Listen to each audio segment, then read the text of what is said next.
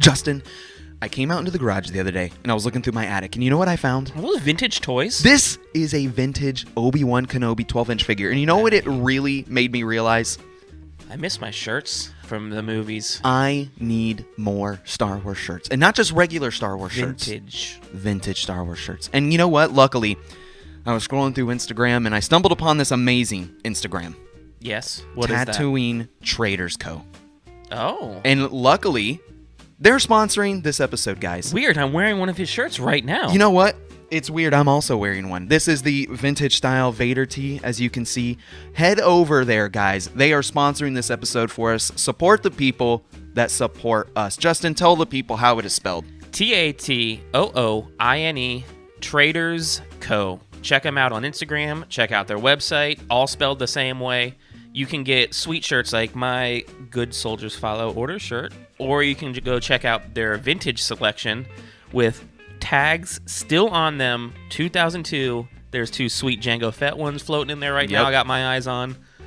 And the shirt that we're both digging, that we both want, it's on our list right now, is the Boonta Eve Champion tee. Oh, freshly restocked. Freshly restocked. It's Anakin. Now these are t-shirts. Celebrating that big pod race win. Boonta Eve, guys, go on there. They've got, like I said, the vintage style stuff. They also have some new stuff. They got some sequel stuff in there.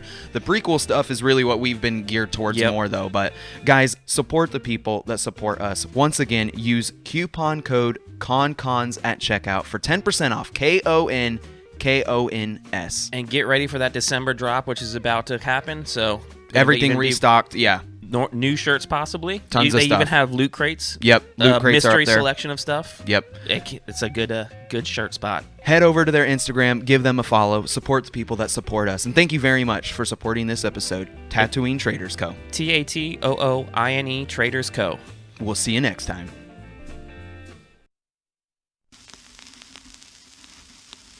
Bounty hunting is a complicated profession. Don't you agree?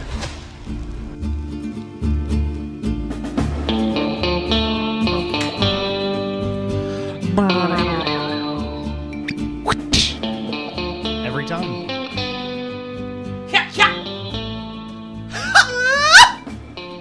That's aggressive. What is up, everybody? It's your boy. It's KonKon. Literally just coming at you from Camera One this week. Too many peoples. Lots of peoples. Listen. Back at it again. With the white vans. Season finale of Mandalorian. I know. It's over.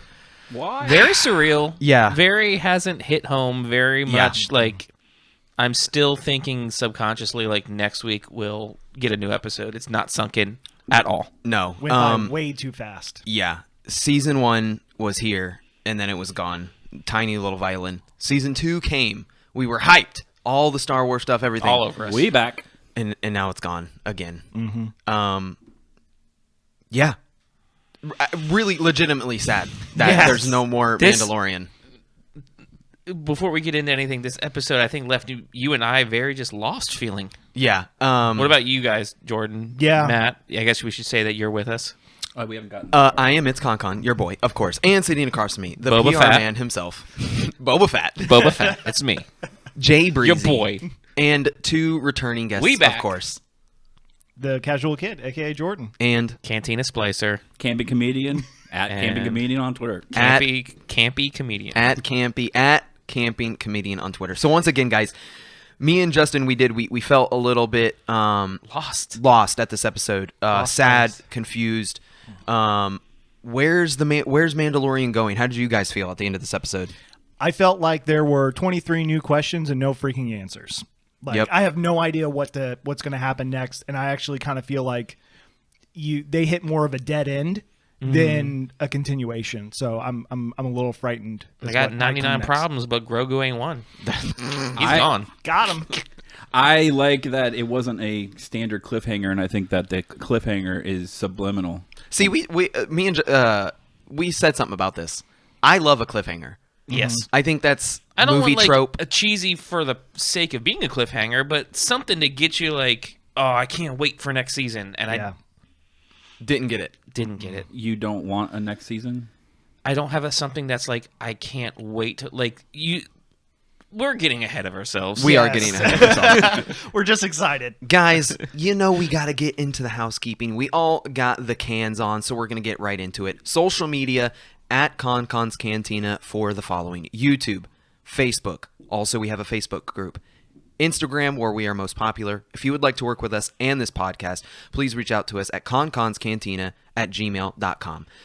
Follow our Linktree link that you will find in all of our above social media. That is where you will find the link to the Discord, where a lot of our main conversation happens. Oh, yeah. It's shifted lately. Yeah. Discord has been popping off lately. Spoiler channel for Mandalorian. Yeah. Spoiler channels for the new upcoming Marvel and future Star Wars. We're going to have... That's the place to go to talk about the episodes, to not ruin everyone else's experience. Yep, and we also have a PC building channel now. We've helped 2 current Patreon members build PCs. Yep. All the stonk stuff. Tons of stuff happening in the Discord. And actually, shout out to one of our patron members, Jacob Hepp. You can find him at Instagram, JHEPP0913. He is the one that has been the most helpful with the PC building, as we've all made a big transition to PC gaming now. You can follow him on Instagram, and once He again, helped build your rig. Yep, he helped build my rig, and that is how you will get that information if you are looking to build a PC. Not just Star Wars stuff, but we also have the Star Wars general discussion in there, and of course, we have a Patreon, guys. Sharing this podcast is the best way that you can support us. Sending it to a friend. But Patreon is better. Patreon is not for everybody, guys. We totally understand that. Some of the things that we have coming exclusively to Patreon, though, is we are introducing our own Star Wars tabletop game series. Very excited for this. Yes. So we're trying to get that together. We're trying to streamline the process, so creating characters and classes, and the adventure itself will just be easy, because Our that own can be story a lot of work. arc. Yep. So that- Guaranteed to be better than any recent... Oh, sorry. So we're trying to streamline that process. So once we have it up, we'll let everybody know about it. Oh, okay. I hope that wasn't important. Whoa. Uh-oh. And, of course, rating this podcast, guys, especially with the Apple iTunes, 5 stars is what we seek. It really helps the podcast. It says, hey, you liked this podcast, maybe you will like this one. It helps give that podcast to other people to help spread the word of the Cantina crew, guys. Yes. And, of course, once again, thank you very much to the sponsor of this episode. At the beginning of this episode, obviously, you heard Tatooine Trader Co. Head over to their Instagram. Use the coupon code KonKons, that is KonKons, for 10% off of your order. The agenda of this episode, it's very simple and sweet. The Mando recap. We're cutting all the fat. We are some fat is good. Okay. That's why I'm here. On a good steak, Some it's cushion good. for the pushing. It renders, it gives some flavor. But this week, we figured that just out of All the beef. just listen, beef carga, okay, we knew that something might happen this episode, and luckily we did. So this week, we decided to not do our Cantina listening post segment. We are saving that for its own episode. It is not going to be next week, but the week after next, we will be doing an entire Cantina and Fulcrum listening post episode, because everybody has so much to talk Exactly. We feel like a lot of people are going to want to chime in, and we don't want to have we have a very strict deadline because we record on a Friday night. Yeah. The episode comes out Friday morning, and it's up. So you have like a 6 to 12 hour window at the most to watch, have your life, and call in. Yeah. We want to have as much interaction, and possibly we're going to do live calls, because we'll give you guys the heads up, the time frame that we're calling. We can answer the calls. Yep. If we're recording, you don't have to leave a voicemail. It should be an awesome, dedicated episode to everybody's voices, and let us argue with you and tell you why you're wrong and we're right. And, of course, we will also be doing our Season 2 Mandalorian recap once again. And kind of rewatching all this stuff is going to change our opinion, and sleeping on these episodes, watching them more. Watching Season 1 and 2 together could change some immediate thoughts, definitely. But you already know, we are a Cantina podcast. So we're going to go into the Cantina right now.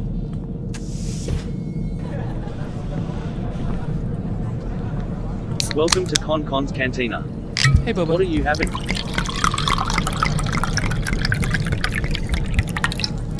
But remember, no droids. Once again, thank you, Sam Witwer, for doing that cameo right there for us. He's actually the one that did that line. Glad to see Sam Witwer's Boba still holding a job down, slinging some spotchka. Guys, this week, why I have not done this sooner is beyond me. I'm drinking coffee. We're all drinking hot drinks. We are. But this is not regular coffee. I had to throw some spotchka in there. So let me tell you about this concoction that I came up with. So I did, this is just regular 8 o'clock coffee. I added a shot of Proper 12, which is Conor McGregor. Irish whiskey. And I also added a shot of Kahlua coffee liqueur. Okay. And then I did 2 teaspoons of like coconut creamer. So it may sound super sweet right off the top because of the coconut and the Kahlua, but it's not. It has definitely good. Yeah, it's got a nice back end, and it's still coffee, super forward, and it's warm. And in the studio here, we're pretty cold, so I'm super happy to be drinking this. Solid 6 out of 10 for Mandos. Not sure all Mandos like coffee. It's probably how they start their morning. Yeah, maybe. Irish coffee. I feel like this is like a little frilled up Irish coffee.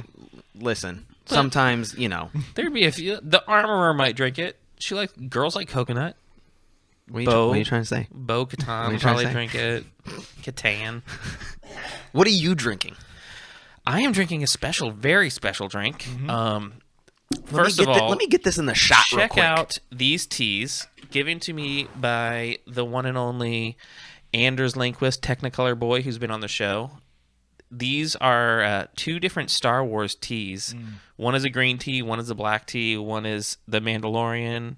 Oh, there it is, focused. It's black tea is the Mandalorian. The Child is a green tea, ironically.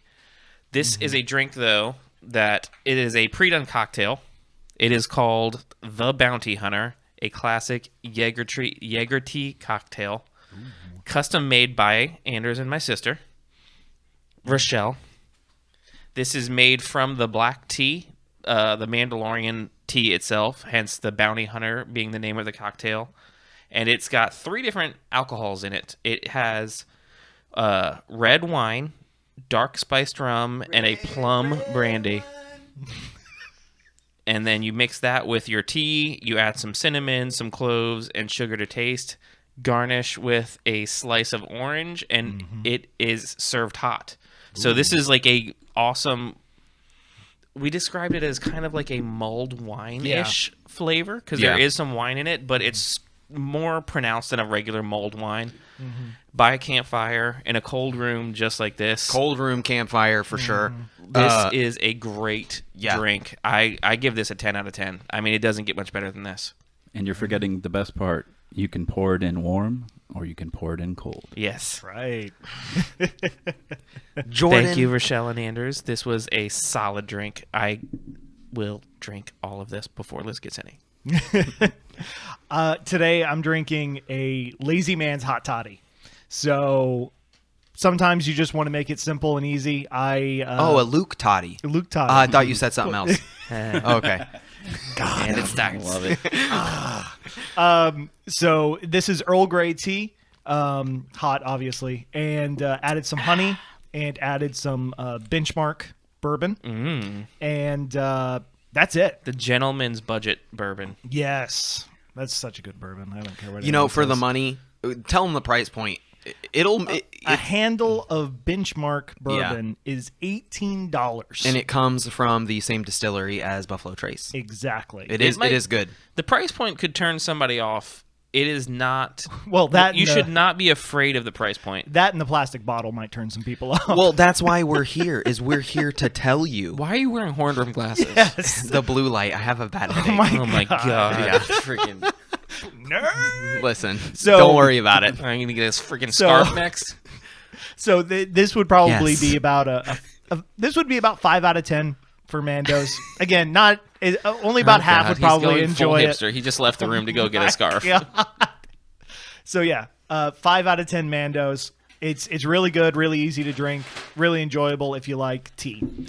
What Connor doesn't know is happening right now is he's getting iced. Oh my god. Son of no! Not again! Yes. Oh, hold on. Where were you keeping these? I'm gonna hate my life, but And I'm I so got excited. a scarf, sir. So this is your just desserts. I'm really cozy now. Oh my god. I like that Matt took that opportunity so quickly with the second Connor left the room to pull the 6-pack out. Dude, I what made is it into wrong a with 4-pack, you? so it's perfect for us. All right. Okay, like this this isn't a joke at this point. This is like, Oh, no, this is a have joke. you It's met your definitely a joke. deductible yet? Because you're gonna have to go to the doctor. You young enough, son. All right, Niles, make sure you get all these burps that are about to happen. This is The gonna entire ruin. episode. I give do it it. 0 out of 10.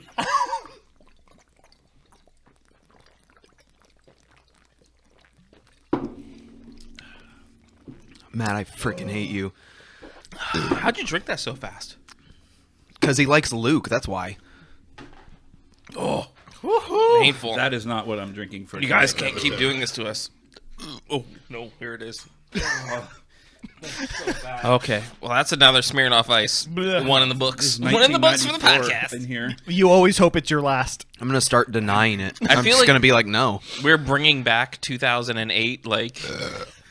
We're bringing back our childhood. Guys, I can't talk I to you I without really don't care about what Matt is glasses. drinking at this point. It's a Hootie Hazy IPA from 6 Point Brewery. It's really delicious, and I give it a 9 out of 10 Mandos. I just mixed that with coffee, and I'm going to throw up. Drink some water.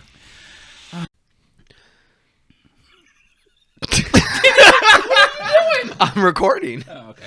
Okay. Chapter We back. 16, We back. The Rescue, directed by Peyton Reed. Now, Peyton recorded and directed another episode, which was Ant-Man. the second, yes, Ant-Man from the Marvel movies, but also chapter 10? Yeah, chapter The one 10. with Dr. Mandible, Yeah, where they're the in passenger. Tatooine, yeah. Chapter Yeah. 10. We are going to get into this recap right now, guys. Recap, pretty spicy. Now, I would say 9 out of 10 people absolutely loved it. You know, I say 10 out of 10 people loved this episode, but there are some people, of course, they're always going to have, you know, little issues or continuity errors with the episode that we are, you know, possibly or possibly not going to get into this episode. It remains to be seen. Of course, the recap of this episode. The Slave One is chasing a Lambda-class shuttle. Dr. Pershing is on board the shuttle. Just give me more Slave One scenes. Yes. Dude, In it general. was... Yeah, in general. Just flying around. the sound, everything about it. Like the crazy blaster sound. Yeah. Boba hits the ship with an ion cannon. Boba demands that they disengage and turn off all communications. And then cut to the coolest one of the two. I have 3 scenes in this episode. This is probably my favorite scene. That was a moving scene, not a still image. Is as they're in the Lambda shuttle in the cockpit view, Yeah. looking out, and you see Slave One just drift like from the bottom up, and it cuts across, and you see Boba at his cockpit controlling the ship, and then the rest of the ship just Staring them down. rise up past it. That was such an intimidating scene. I love seeing Slave One in action. It's like every fantasy I ever needed. After boarding, Mando Din Djarin confronts the 2 Imperial pilots with Dr. Pershing. He asks Dr. Pershing if Grogu is alive.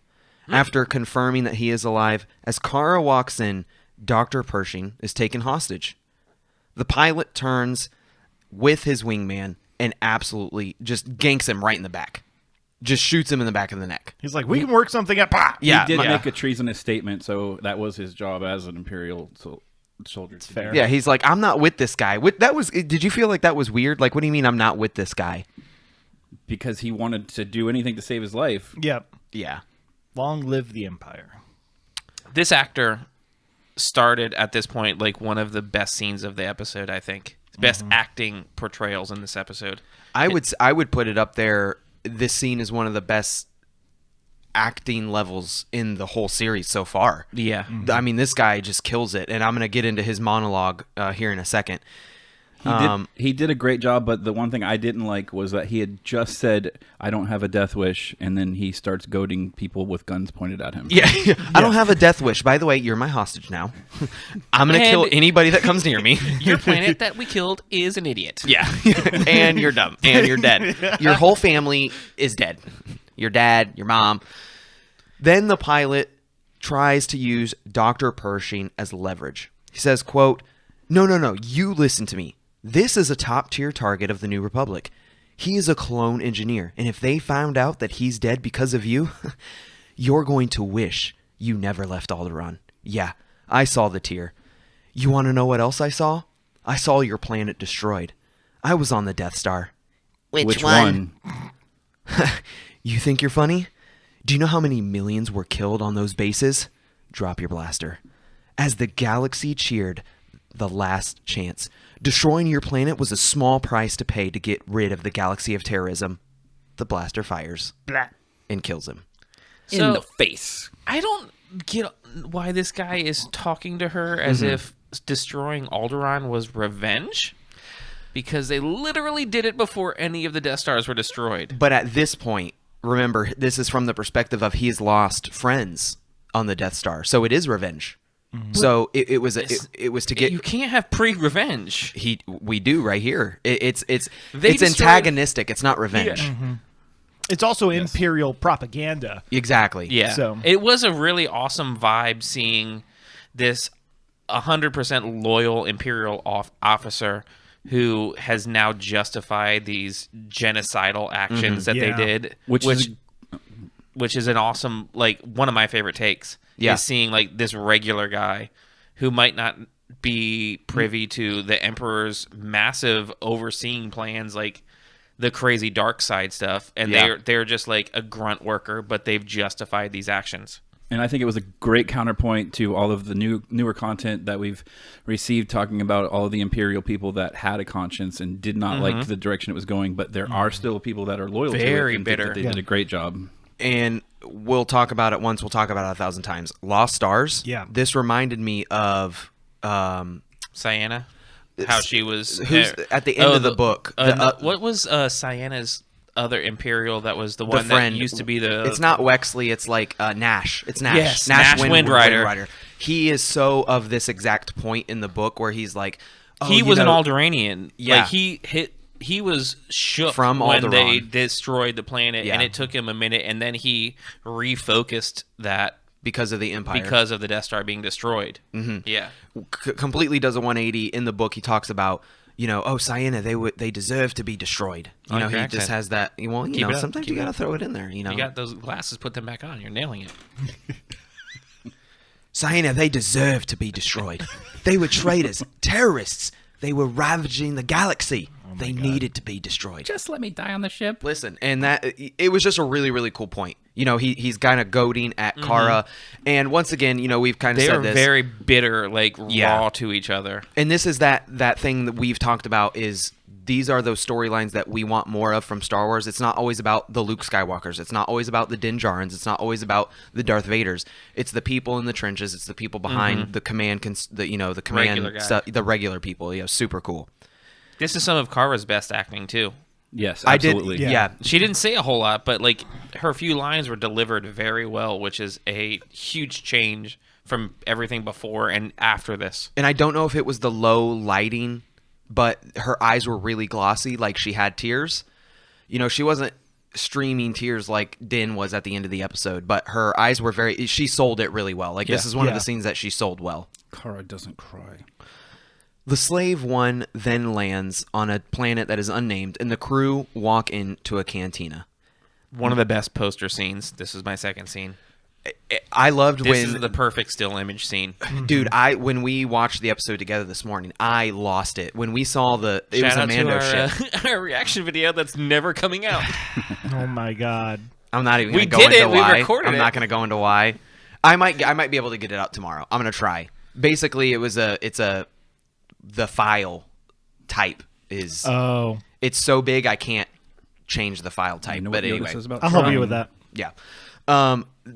We see the Mando ship the Mandalorian with it looks like kind of like the scimitar that that Darth Maul flies, but the wings fold up. Yeah. And we see it in Clone Wars and in Rebels. Super We cool. immediately recognized, like, we saw that still ship just docked or landed on the ground. And we're like, holy crap, it's a Mandalorian ship. And one thing that they've adopted in this episode, or in this season, that they didn't do in season 1, obviously because there wasn't a prior season, and I hope they continue this with season 3, whatever aspect it may be, is the flashback scenes that they use in the prologue for the episodes is complete foreshadowing. Yeah. So when me and you were watching, when I saw Bo, I'm like, oh my gosh, Bo's coming back in this episode. Oh, yeah. I mean, that's standard TV show. I Like, wouldn't prologues say, always do that. I would say that's newer. They make a special point in this season to do that. In this season, I think it's very pointed, is my point. I think in the episode The Passenger, bringing back Zero, the droid, just for exactly. a brief second to know that, oh, yeah, he was in the previous season and they're going to bring him back for this episode. I think that's the point. Exactly. Keeps the continuity going. Yep. Yeah. Mando and Boba then approach Asuka and Bo-Katan in the cantina. Where's our boy? Where is Axe Woves? Hashtag save Axe Woves. I don't know where he went. My dude's he's taking a leak, bro. He's in the bathroom. I'd like that. All that Sposhka. He's just in the bathroom. All of this unfolds, and they're like, "We out." They just leave him. Gotta go. He comes out, like, takes off his helmet. Where'd you guys go? He's still got toilet paper on his foot. Yeah, it doesn't know where. I just asked him to hold my jetpack for 1 second, and they leave me. Like, Rest in peace, Axe Woves. Justice for Axe Woves. Once again, hashtag save Axe Woves. Clearly, it's needed because when you get one bad scene, you have to start the hashtag for it. Save Luke. Bring back Jeans Guy. Jeans Guy. Bring Yes. back Jeans Guy for real. Or the helicopter in. Did you? I love how people are like, "That's Jeans Guy in the helicopter, flying the helicopter." I need your help, Din Djarin says. They took the child. Moff Gideon, of course, is responsible, but they are able to plot a course to Moff Gideon. Din explains that because of this, they know where Moff Gideon is. Bo-Katan tells Boba that he is a clone, and a fight breaks out between Boba and Asuka. Isn't that the Quokta calling the Stifless slimy? Dude, this... Dumbest line I've ever heard in my life. In a good way, though. Yeah, it's like the dumbest Star Wars thing ever. Yeah. But in a, loving, I like how they lean into the stupidness. I love how Boba's like the most misogynistic guy ever. He's like, well, isn't that listen, the princess. Quokta calling Like- the Stifless slimy? he calls her princess, and he's always like, yo, girl, chill. Yeah. Oh, my God. This scene in particular. I'm no Mandalorian. So I didn't say what I can't. Yeah, I already forgot the line. She says, you are a disgrace to your armor. You are no Mandalorian. He says, never said I was. Yes. This whole scene, Tamora Yeah. Morrison. Killed it. Yeah. Yeah. I mean, his voice is just, it's pure iconic. I mean, everything about it is iconic. I've heard I've your heard it a voice. million I've heard your times. voice a million times. It's Yeah. not going to be the last, or it might be the last time. And then I'm ruining every quote. And then we get in. You are. And then we get into. Stupid She T. says that he says I never was. She says you mean your donor. You are a clone. I have heard your voice 1,000 times. And he says mine might be the last that you ever hear. And you notice when he says that, she gives him that's a good comeback. we'll see. It's Yeah. solid comeback. Boba's not afraid. The whole overrated talk, like we said before, it's over. Boba was BA in his first appearance episode, or not his first appearance, He did but a lot of his standing around, looking intimidating, and that was it. and when he came back in this episode, I love how he literally steps up. He doesn't care about anything. The second Asuka starts talking crap, he steps up. The second Bo starts talking crap, he steps up. And then once she says her line about him being a clone, and if you remember, in the Clone Wars, little Boba has a huge problem with this. He has a huge complex about Trying him to prove being himself. a clone. Yeah. And all the, He's his own person. He's not just another clone trooper that's one in a million. He grew up in the Clone Wars when half a side was him. They're all the same age as him, but they're full-blown adults, and he's this kid walking around looking at a million versions of himself. Yeah. And it gave him a huge complex. Huge complex. Steps up, doesn't care. Totally wants to defend himself. The fight between Asuka and Boba was nothing short of amazing. So good. Dual So fun to flamethrowers. watch. It's the symmetry. Boba throws Asuka, Asuka throws Boba, and then the dual flamethrowers, which is a complete standoff. It's super, super cool. I think our exact line was like, "You want to go in the backyard and play with flamethrowers?" Yeah. Did we just become best friends? Yep. I think I did say that when we were watching. I was like, "Hey, you want to go outside and shoot flamethrowers at each other?" Like, it was awesome. Yup. Bo-Katan commands them to stop. Bo offers her help in exchange for the light cruiser of Moff Gideon. She also drops that she is wishing that Din will once again join her on her quest to retake Mandalore. Quote, Gideon has a weapon that once belonged to me. It is an ancient weapon that can cut through anything. Almost anything. It cannot cut through pure Beskar. I will kill the Moff and retake what is rightfully mine. With the Dark Saber, I can restore to me Mandalore will finally be within reach. So once again, we just get back to the point of Bo she doesn't really care about anything else. No. She just wants Mandalore. Yeah, and Din immediately was like, "They have the child," and that line didn't make a lot of sense to me because I was like, realistically, really know. why would she give a crap about this little tiny green thing that you carried around? I can see where you're saying that, but at the same time, when they first meet, it's kind of like what I said in the I want to say chapter 3, but it's the 3rd episode of this season. Yeah, I feel like they lean too heavily into the audience being behind Grogu and his relationship that they lean on everybody. When you throw in Grogu, they have the child. Yeah. You're supposed to jump on board like, "Oh, okay, we'll come." I get that, but we were having this discussion in our Discord. Fan service doesn't necessarily mean that it's bad. Wouldn't we agree that is the point? Most of the audience or new audience members, they want people to understand that the point of this is the connection. We have multiple characters in the show comment on the connection between Din and the child. So to have Bo care about, everybody cares about a kitten. Everybody cares about a puppy. This is kind of like a small, Yeah, well, I feel like they did a good job where Din acted like that, and she kind of like, I really don't care. And then the second he said, oh, Moff Gideon has the child, then she's like, I'm in. Well, she follows that up with, you'll never find him. Yeah. Like, And there's then once when he he says has the location, coordinates, yeah. now she's interested again. So it kind of shows that it really isn't about the child for her. Yeah. And then that's when he says, she's on the he's on the light cruiser.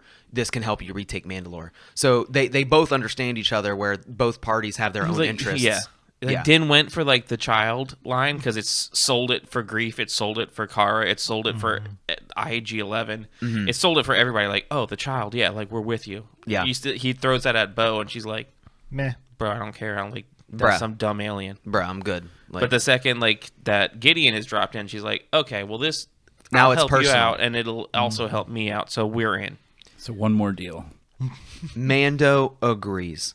While going over the layout of the light cruiser, Dr. Pershing tells them about the Dark Troopers. He was on their side, apparently, out of nowhere. And we talked about this off air. We were like, why would he care? And Kara, I didn't write this down, but she kind of makes a comment about, basically it's convenient that this Imperial is saying something. An objective viewpoint. Something like that. Something, yeah. She says something like that. And basically he's like, what we talked about is, if you I go, assure you, this is not subterfuge. is that thank Yeah. you. That's the line. I got one. What's the definition of subterfuge? Basically, Trash. He's not playing games and tricks and trying to act like you're on your side while you're in the darkness, creating your own motives to try to get those done. Yeah, and that makes sense.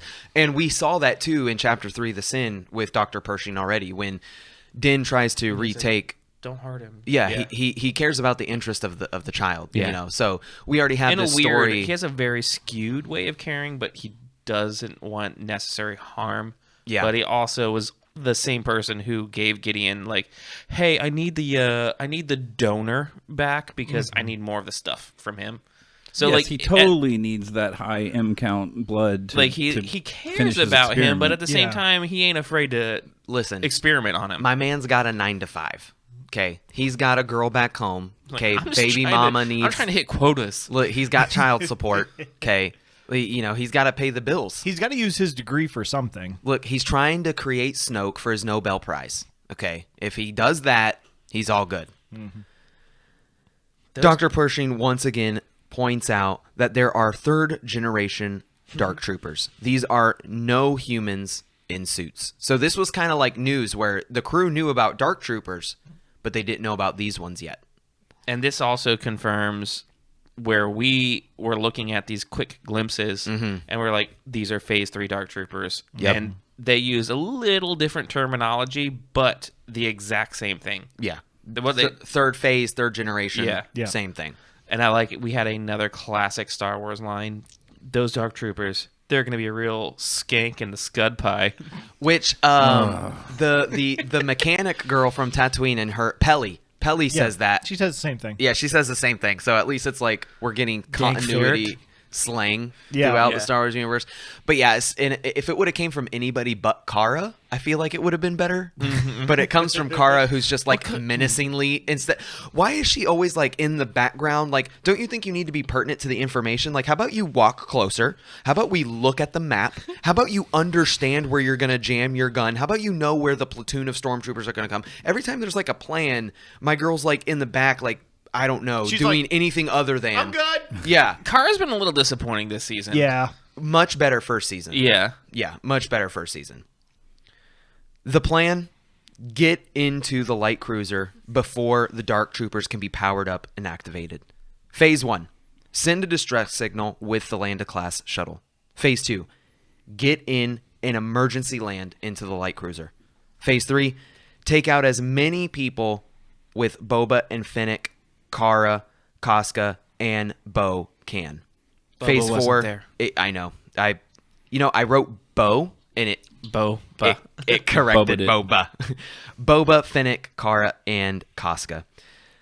Phase 4, take the bridge. Now, this wasn't Phase 5, but this was part of the plan. Is Mando is going to be solo, and he is, of course, going to get the child. He's the stealth. He's the stealth guy. Distraction. What did you think about this? Did you think that Mando needed to be rushing down the landing gear of the Landa class with them, shooting with them? I thought that was the best use of Mando because when Bo tends to be, I want a team moving in hot and heavy, like in your face, using, I guess, more surprise but bluntness. And we remember what happened the last time they were a team. Exactly. Yeah. It didn't, like, Mando was just kind of left. The origination of the sloth was where he was just kind of looking around and then he just runs at people. Yeah. But we've seen him move in Batman-esque, Dark Knight, in the shadows, stealth, and that's where he excels. So I think this was an awesome, like, a little bit of a nod of how they're going to attack, exactly how Bo-Katan, I will never say Catan because I know it's hard. Yeah. Too many times hearing Catan on Clone Wars and Rebels, that's a different argument. Yeah. But I loved having the Mandalorian take this stealth approach because I feel like that is where he shines. Yep. Once again, the crew is in jump space. Now, this was something that Boba said specifically, jump space. I can't recall that we've heard that before. Usually we hear light speed, hyperspace. Jump space was a little bit different. I guess light speed skipping is what we were talking about off camera too with Rise of Skywalker. Yeah. Just new terms. Nothing wrong. This is new canon. Nothing wrong with it. It makes sense that there'd be multiple terms for the same thing. Especially like system to system, planet to planet, kind of like jump. What Matt was saying when we were watching it is it could be referred to something different when you're in the midst of travel.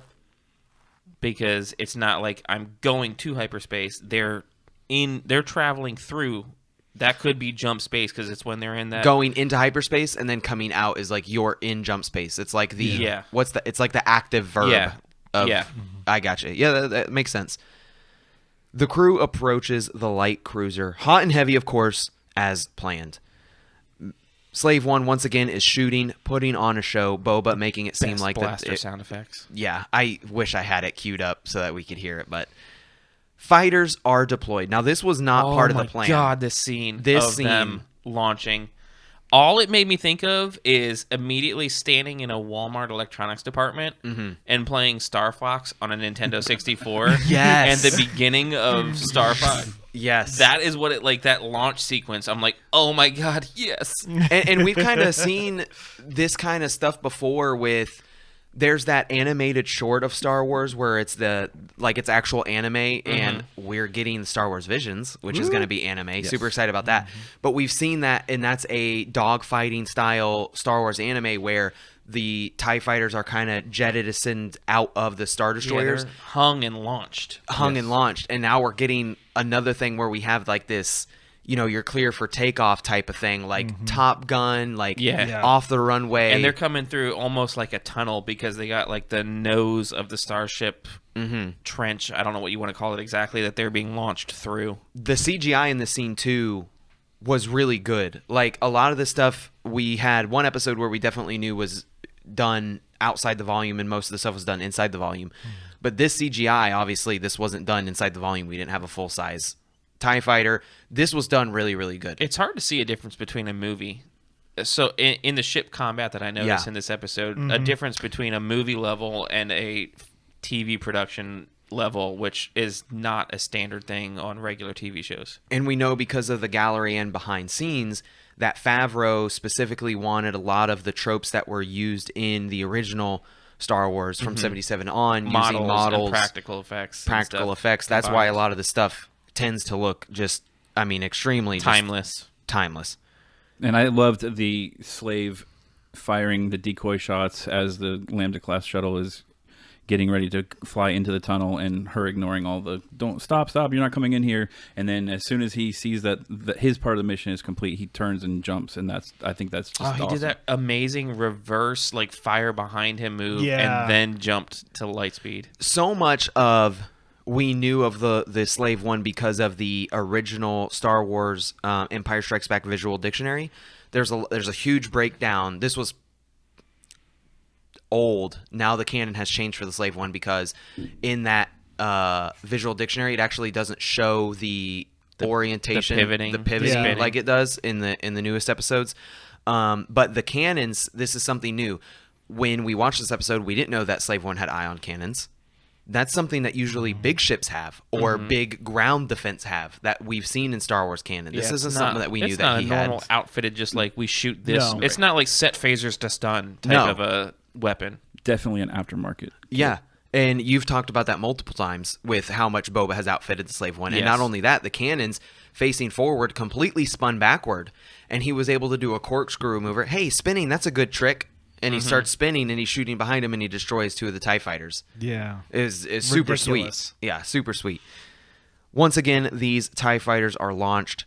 Boba jumps into hyperspace as camping comedian brought out as they come to a crash disappears landing. From the last of the season. That's our last glimpse of our boy.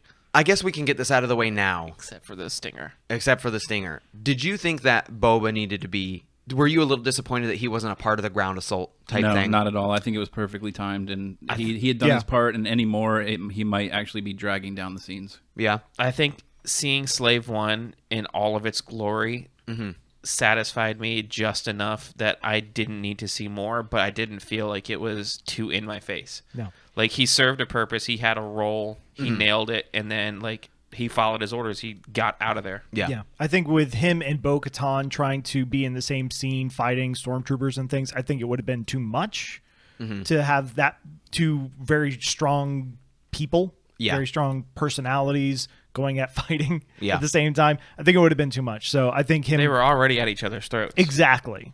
I wouldn't have said that it was too much to see them two together again. However, I would have been disappointed if we didn't get the previous Cantina fight scene. Yeah. Because we kind of had that, it kind of sufficed this need of wanting to see Boba do something, and then not having him a part of the assault, was kind of like, okay, kind of capiche. Capiche? Capesh? Understood. Fennec and Casca and Bo rampage through the hangar, shooting stormtroopers left and right. Moff Gideon then commands the activation of the Dark Troopers. And he also tells them to turn on the playlist for the dubstep Dark Trooper music. Dude, some of the coolest sounding. Ludwig, God dang, Ludwig. again. Like, I had to put this in. Like, it's this. I need this every time I walk into a room. I want this music to play. If I had a soundtrack, if I'm looking like longingly at something, I want the Baby Yoda synth music. yes, When I'm looking determined, I need this dubstep Dark Trooper music. it was absolutely amazing, and luckily, we hear it twice this episode. This whole, like, I'm gonna take a second to say right now, this episode specifically has some of the best music from the entire series. The best. Because it took a lot of the stuff that we've heard, like we got a lot of the incorporated like things that we knew, like the new for this season, the child Grogu's music, that's brought into it. We get the classic Mandalorian recorder, but we get a new stuff. iteration. And then at a certain point in this episode, everything shifts from being Ludwig's normal style to completely new arrangements that is all strings and brass orchestral. Orchestrated. Orchestral. Orchestral. go. Thank There you. you go. Thank you. That's the See, word. that's why I was we looking for. bring you on here, man. But it shifts Hat to track. an entire different. It's a different plane than Ludwig has done anything in, and it's like such a big like nod to John Williams' original score and incorporating some of the tracks from John Williams' score. Yeah. But like even like the classics that you have learned from The Mandalorian, arranged totally different than we have ever heard them. I want this episode, this season on vinyl. Same. Like tomorrow. One thing I didn't like about this scene, and going back just a little bit, is I don't like that Mando announced he was coming for Moff Gideon, and the Dark Troopers aren't already ready in anticipation. Mm-hmm. Well, cold storage, so they talk about that. They don't have enough power. We get a little bit of context clues as to why that can't be. I understand the idea of you don't announce that you're coming.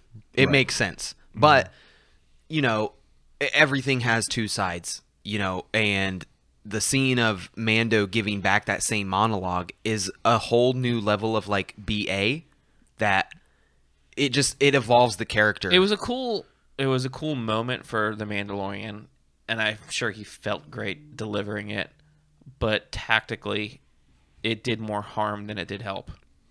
And also too, if we think about this in a way where they had to actually break into an Imperial base to get the coordinates to where they were, maybe it's to an effect where Moff never registers, they won't find me. Like, how are they going to get here? This dude can send me a transmission all he wants. Like, they don't know where I'm at. If somebody... Well, he had to have figured out that he knew where to deliver him a message, first of all. True. And you got to think then every weird event that would happen, you would be on edge about. So, like, you get, like, a Lambda shuttle coming in, like, jumps out of nowhere, I'm under attack, and lands without any authority. I think the body language... You have to imagine, like you just said, that his body language, everybody was tense. Like, something's not right. I think nobody knew but Moff. I think everyone's like, okay, something's happening, and Moff gets it. Like, he's like, this is them, they're coming. Yeah. That's why he's the one that gives the command to immediately launch the TIE protocols, because the way that they plan this leads you to believe that Imperial protocol would be they're not going to immediately launch the TIE fighters. No, we want to get the Lambda first, and then we launch TIEs to kill the people that we're chasing. Yeah. You know, so there's a little bit to that, but that's why he's a Moff. That's why he's a Moff. He can demand those types of things. Din walks into the hangar. Din continues to make his way through the ship. Finnick and others sweep the cargo hold, once again absolutely slaying more stormtroopers. The Dark Troopers are activated. Mando appears just in time to stop all the Dark Troopers but one.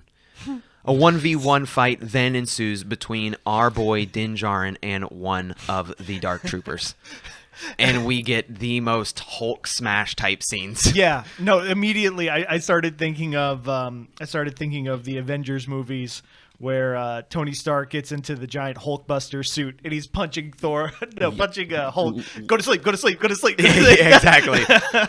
I thought of where Hulk is throwing Thor around and be like a little rag doll. Yeah. It's kind of Loki. yeah, Loki. Yeah. This episode has more scenes of people punching doors than any trailer park documentary ever made. This one episode wraps up every mad guy who's been pissed off at a girlfriend or lost at a beer pong game who has punched right through their drywall. Okay, like shout outs to our Twitter because there's the gif that somebody posted. So good. There's this like drunk white guy just punching a wall repeatedly, It says and literally nobody, and then it says every Dark Trooper. it's just a guy punching a wall for no reason.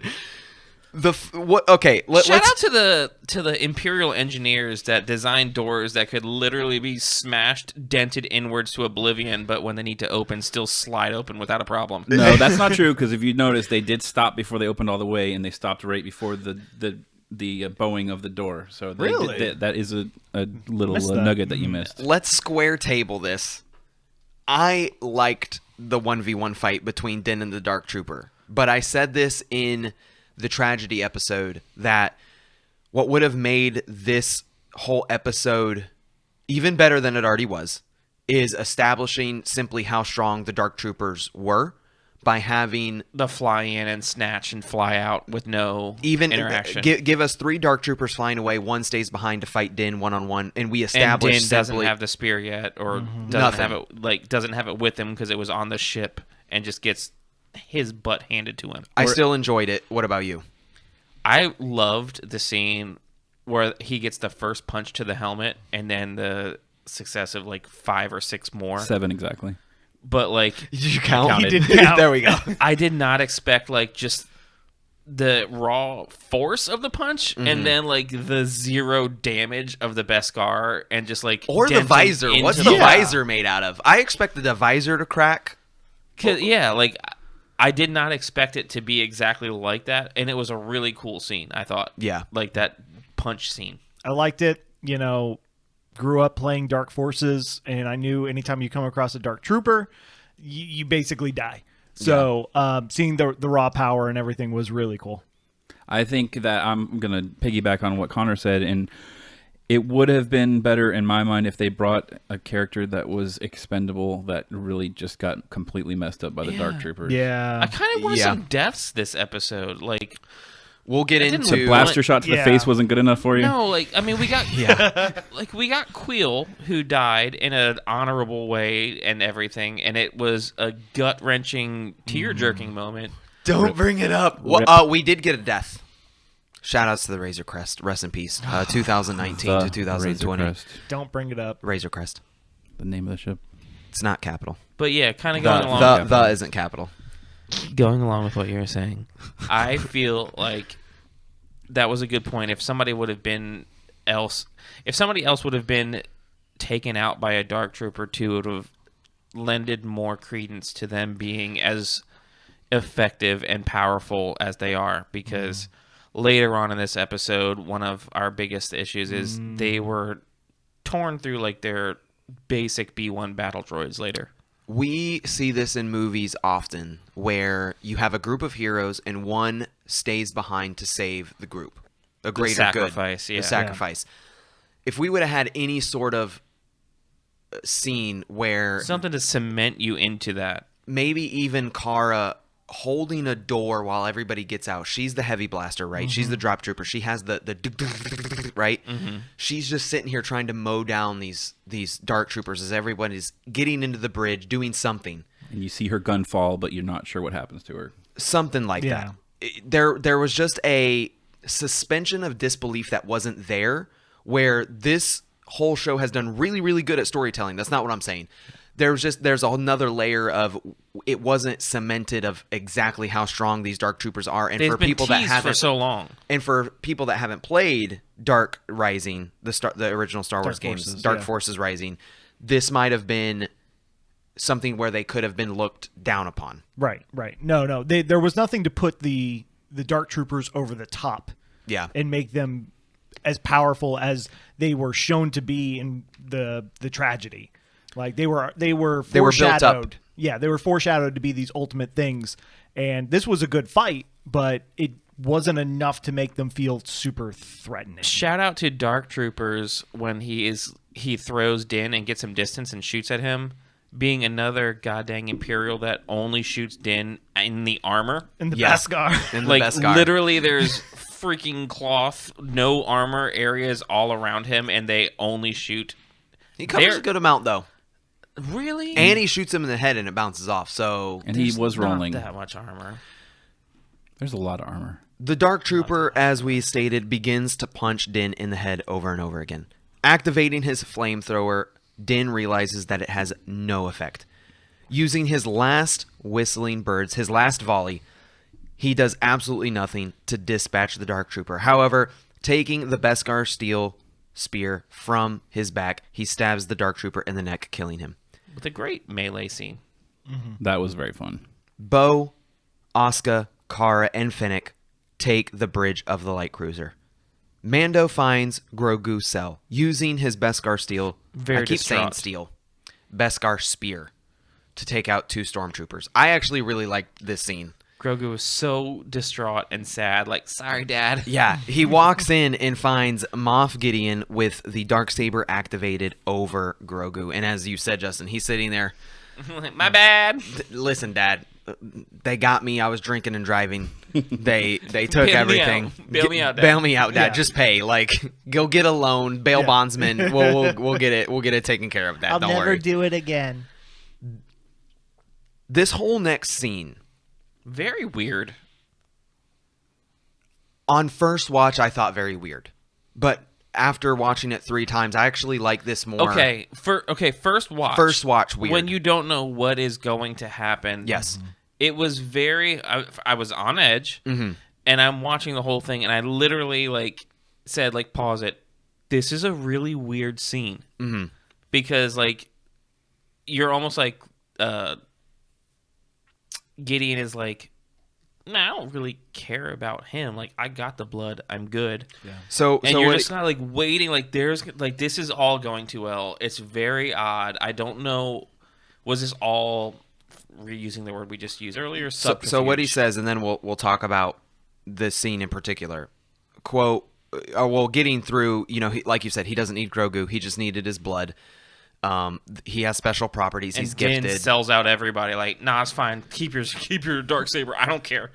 Yeah, he says he doesn't care about. This is a deal that he made with Bo-Katan. He doesn't care about the Dark Saber. He just wants Sold out everyone. sold in that out moment. everybody. Yeah. Quote, whoever wields this may lay claim to the Mandalorian throne, leading up, maybe even foreshadowing to the importance, of course, later in the season. We already know this because of Clone Wars and Rebels, the importance of the Dark Saber. Moff then explains that he only wanted the child for his blood. These properties, quote, can bring order to the galaxy, which I think we all kind of agree that lends credence to. This is obviously because of cloning, Pershing. This is in efforts for Sidious, the Emperor. Yeah, they need to create force ability, in these clones. And everything he did in that scene was tactics. I mean, Exactly. And so now let's talk about this scene. So Justin, you said first watching. Looking at it 2 and 3 times afterwards, and I know what's going to happen. Yeah. It's a lot better. And I don't even mean that it's bad, but when I was watching and I didn't know what was going to happen, I just felt this is weird. None of this makes sense. I think that we've talked about this multiple times. The naivety of Din, has maybe kinda that's what gotten it is. old. why are you believing this is too weird? Why are you tell me why you can't walk to the and we're not picking this apart. We're looking at this objectively. But that right? that could be Gideon taking advantage of his naive. Remember, he says, "I see everything. Assume Yeah, I he know does. everything." So even Gideon probably knows the He's naivety. manipulating the situation. And so, any other? No, that was the point. It's all tactics. That's why that's why I said earlier that why he's a Moff, because he knows how to manipulate every He's a politician. every battle, every encounter. The best politician / general. Yeah. Right. Plus, he was already knew that there was a distraction, so he goes right to the child so that he's ready for whoever's coming for him, because he knows that they're not there just to take the ship. Right. And I actually really liked that. I love the potential problems it would have created if this would have gone through for Din to burn all of these bridges with all these allies he had just for the child. I thought that would have been really cool, and showing that the child is the most important thing to him. Is he give up his alliances with Bo-Katan and everything just to be able to get this child back, even if it's at the cost of somebody else. It was kind of weird to see him be willing to give up all those relationships and it have no consequence later. Yeah. Because he was like, didn't care about whatever deals were in place.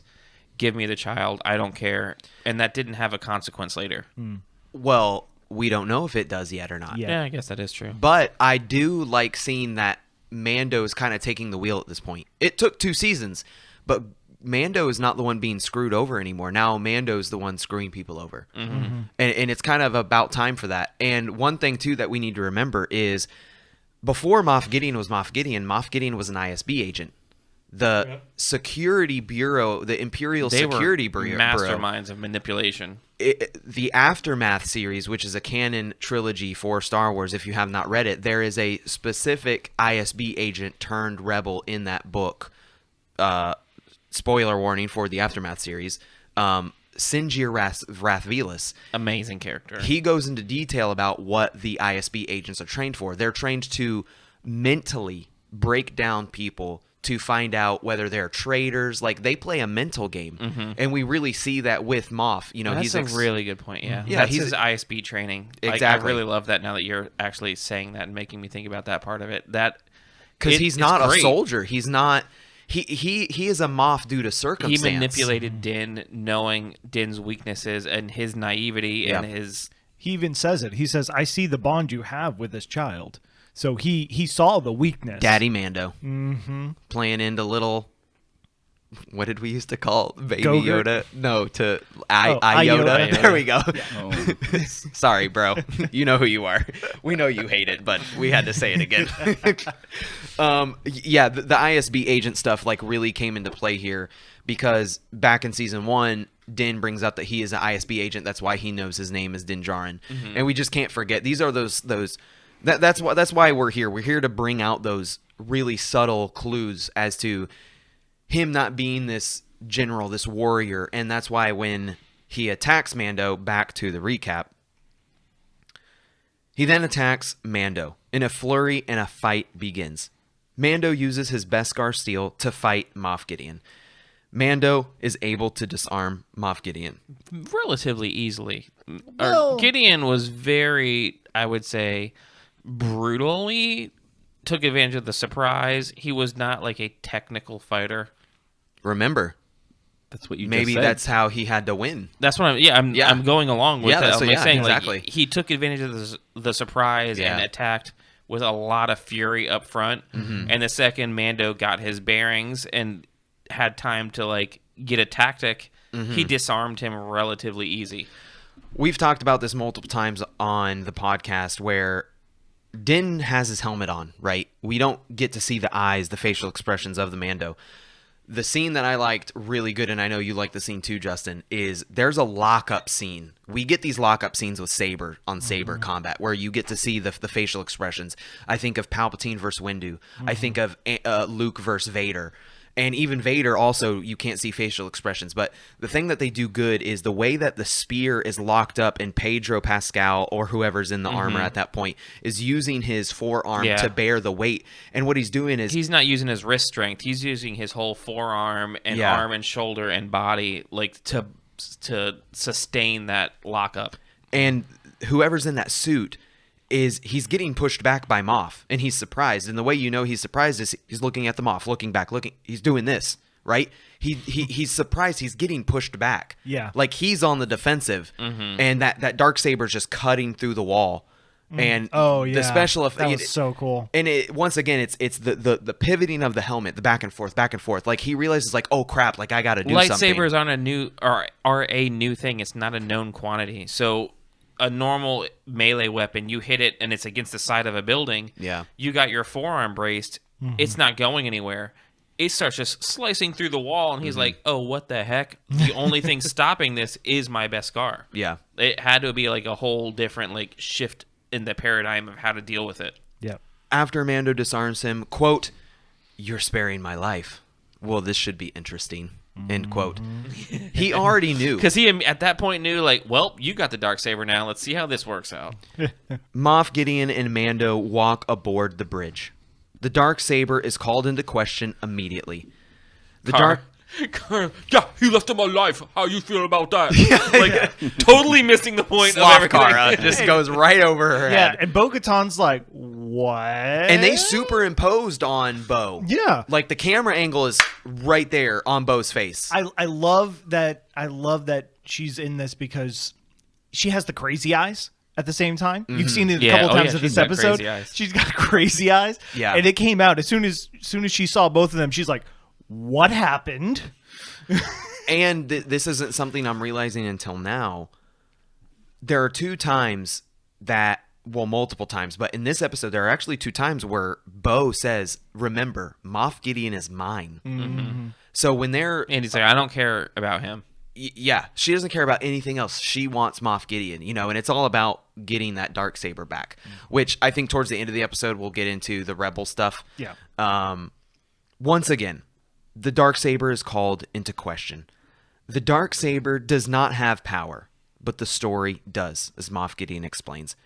Mando tries to yield to Bo-Katan, leaning into the fact that he does not need to duel her. He does not want to lead Mandalore. However, before she can take it, alarms once again start going off. Dark Troopers are back.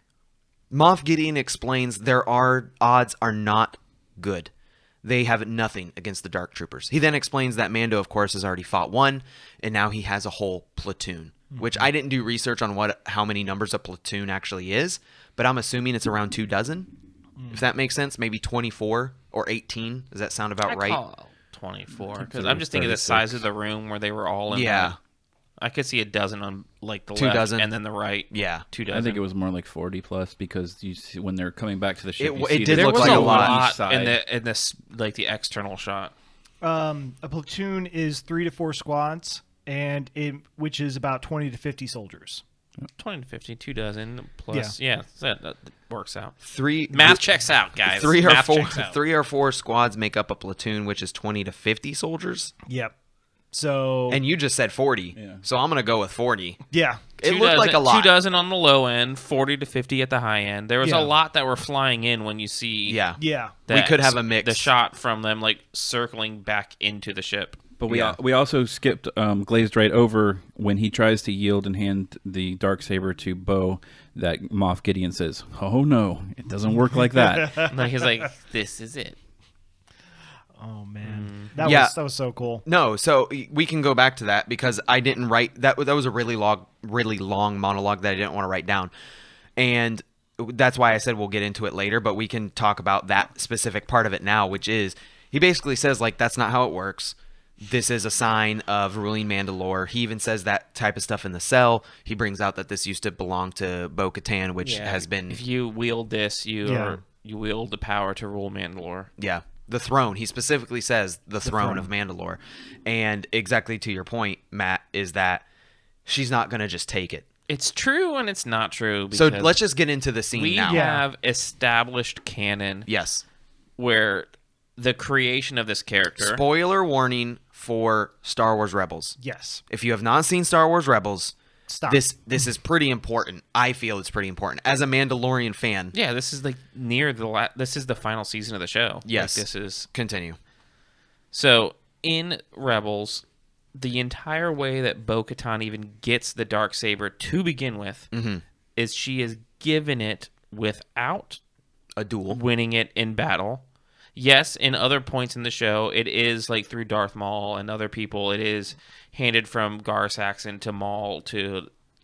Not Gar Saxon, but continue. But you know what I'm saying? Like it is passed down in Clone Wars. We have seen literally duels take place where Darth Maul has killed the leader of Death Watch, his not Tar Vizsla. Tar Vizsla is the one who made the Darksaber.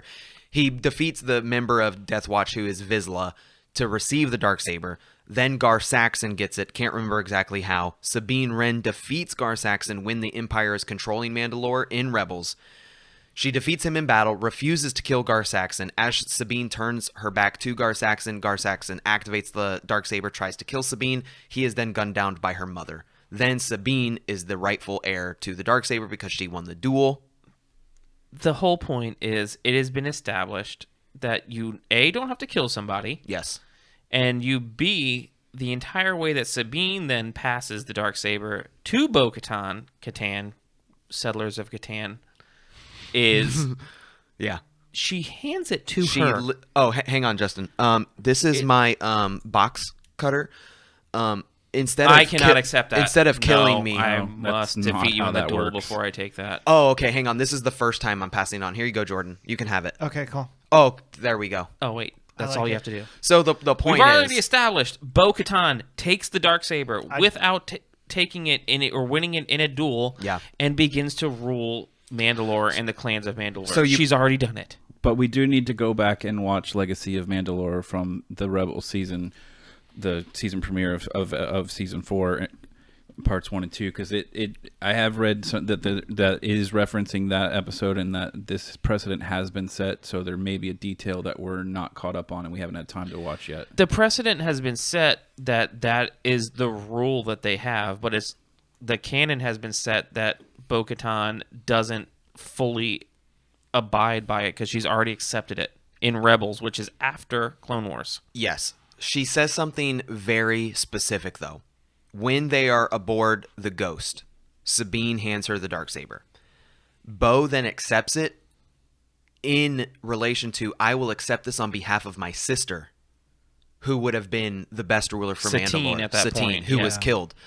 So to me, like, my headcanon is she accepted the saber once on behalf of her sister was killed by Maul.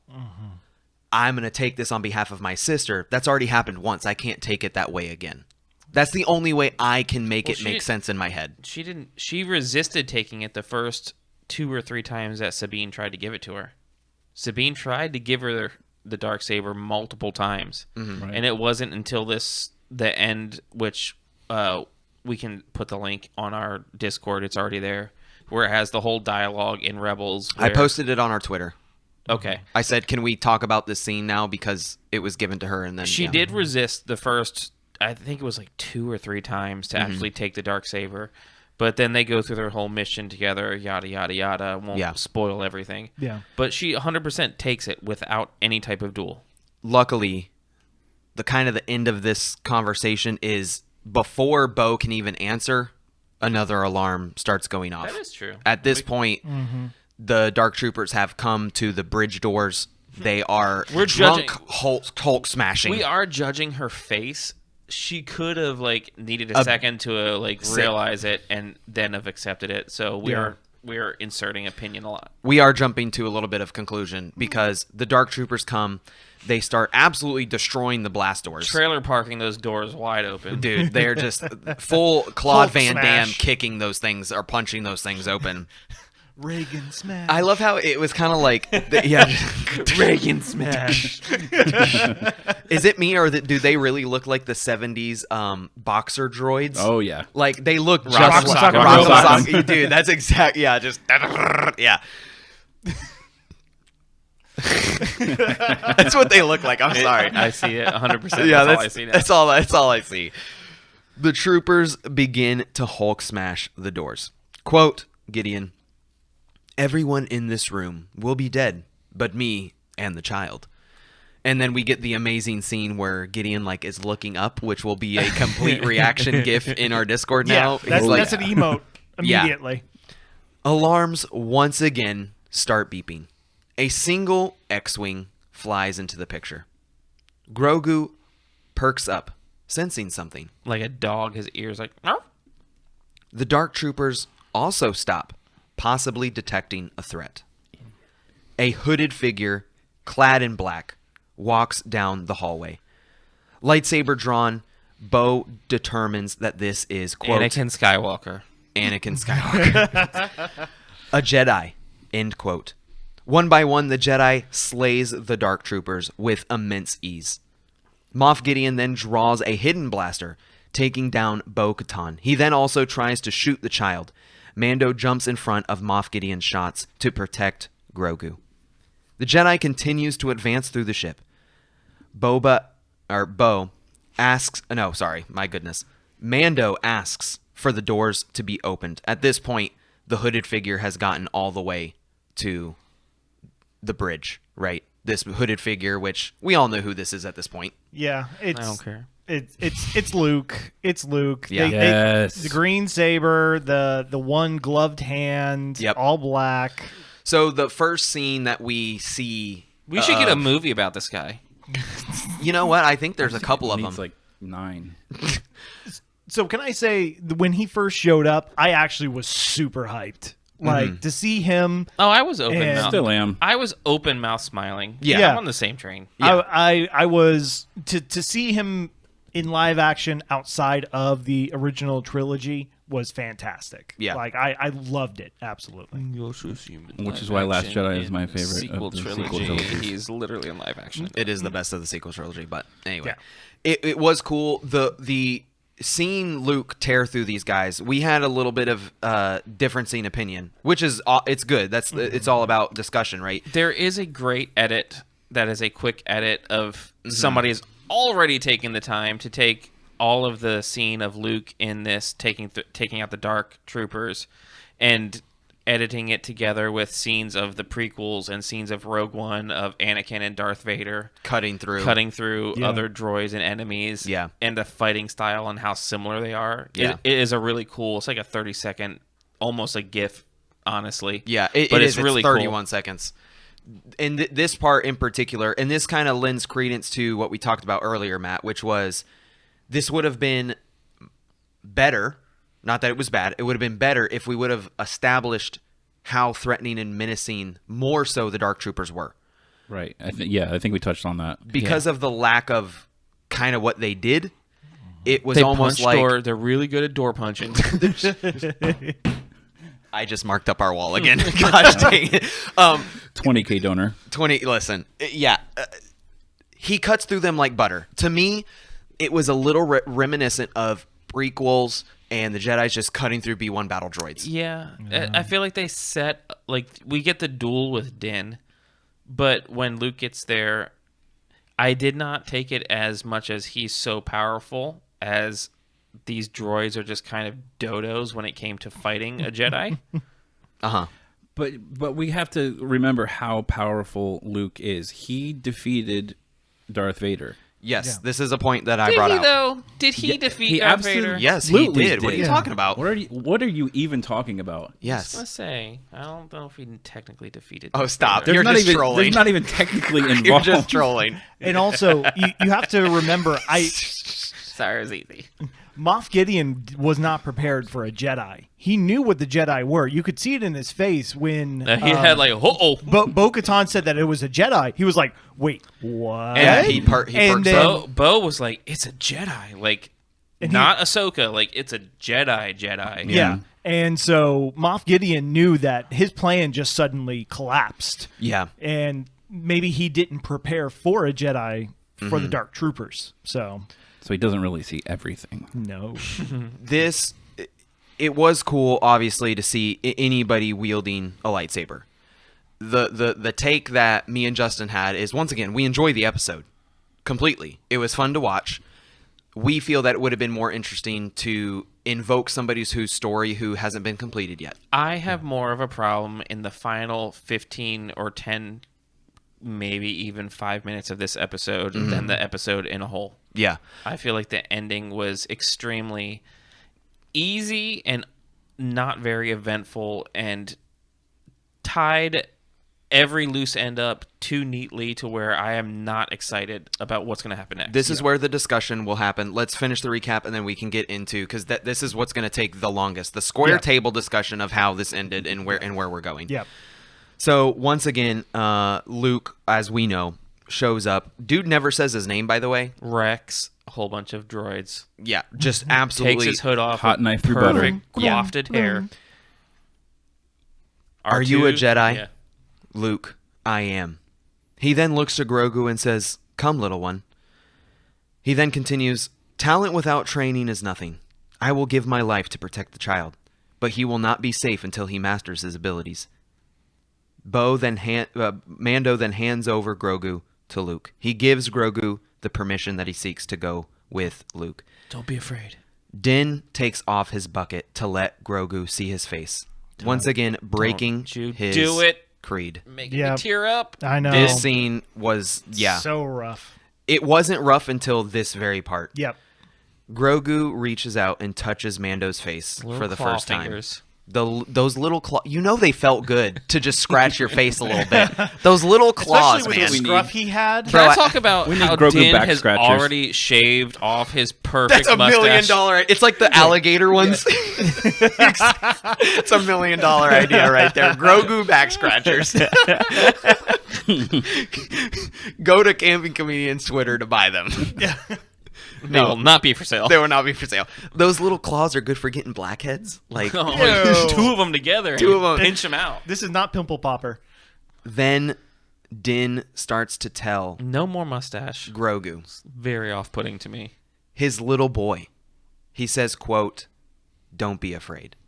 The very last words that we know may be what Din says to Grogu. This part was super hard for me, and the reason for that is because Ahsoka builds this arc, this story on why she can't train Grogu based on fear, and she obviously relates the parallel that Din won't understand to Anakin being this immensely strong Jedi Knight who fell to the dark side because of fear. And the very last thing that Din says is, "Don't be afraid." So Din's listening. So it's like this is like the first time or the second time where Din once again is kind of taking charge. He's getting rid of this naivety that he understands this is what needs to happen. Yeah. Right? He's doing what's best for Grogu. R2 follows up behind Luke. Grogu walks over to Luke and reaches up. Luke picks up Grogu, walks away to the elevator, and the episode fades to black.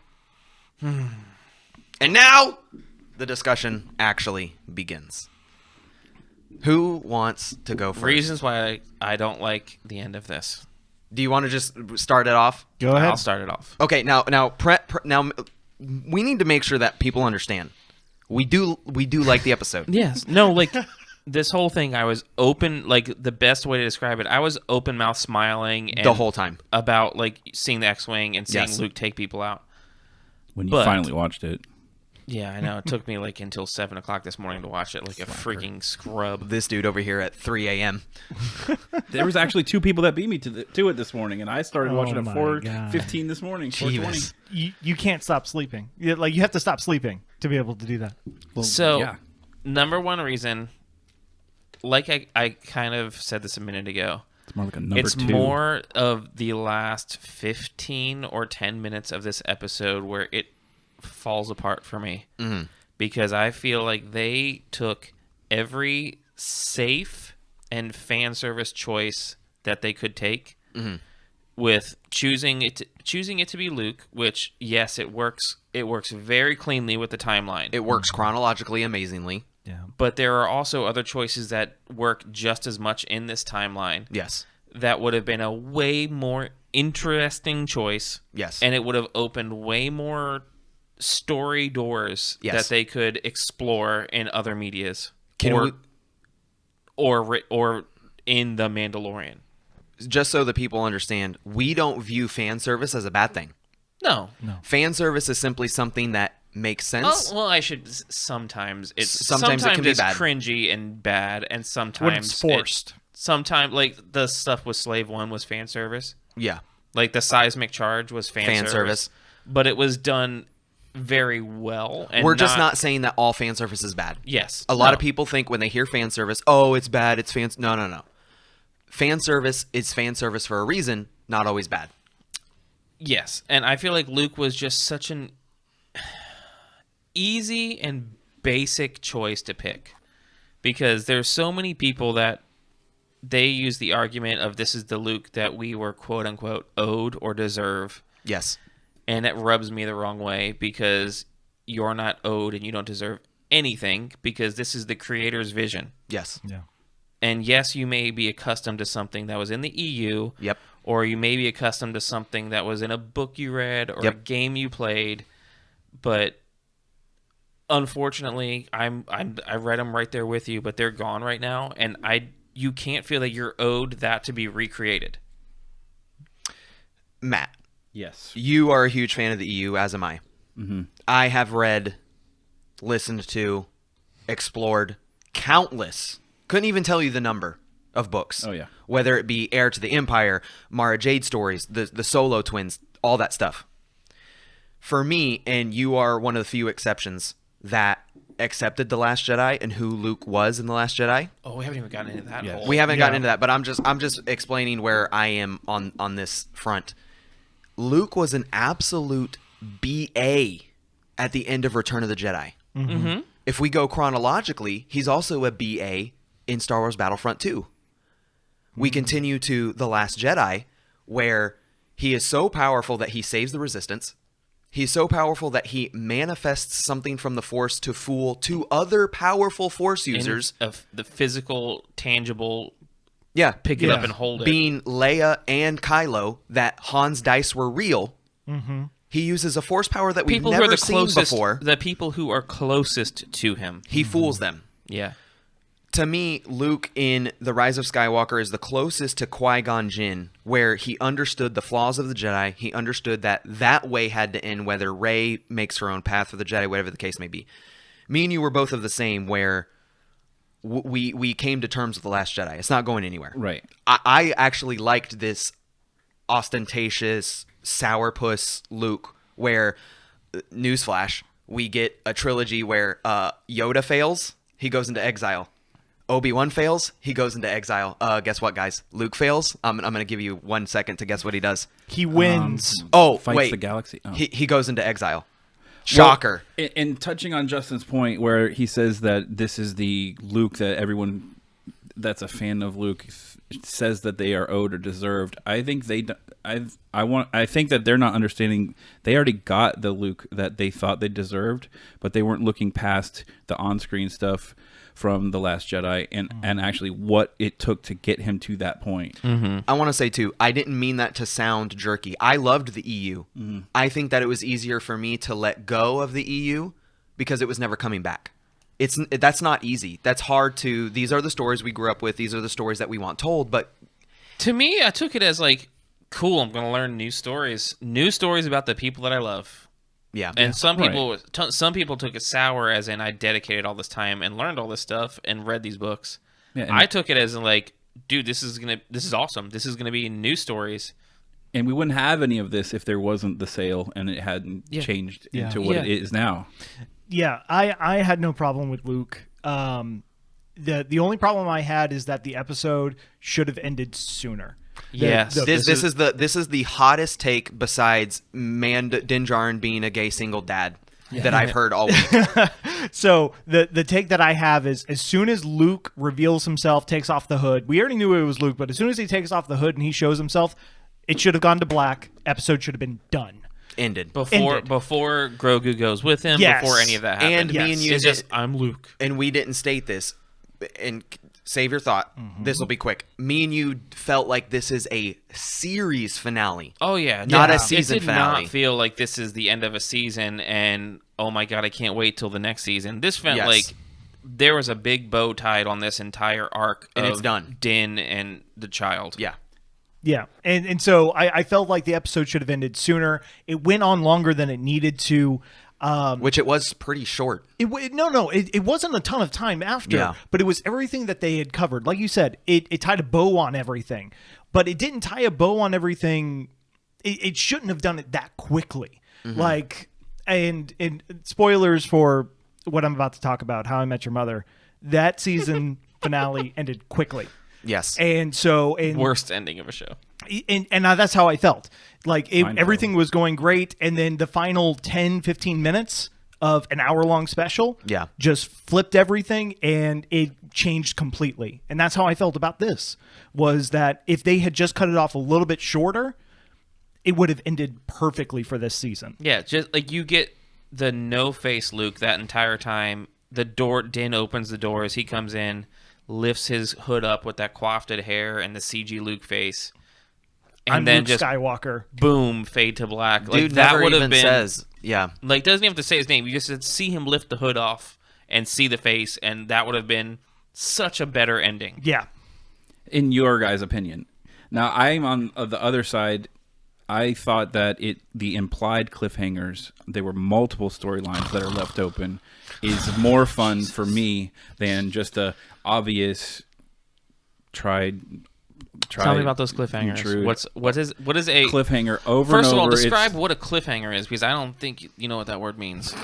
Because we don't know what's going to happen with the Dark Saber. Obviously, he's not married to it, and he was trying to give it to Bo-Katan. Katan. I even said it wrong. Krez. Yes. Crystal. Chris Kattan. What's the name of his character where he eats the apple? Oh, it starts with an M. Yes, but anyway, we're way off target here.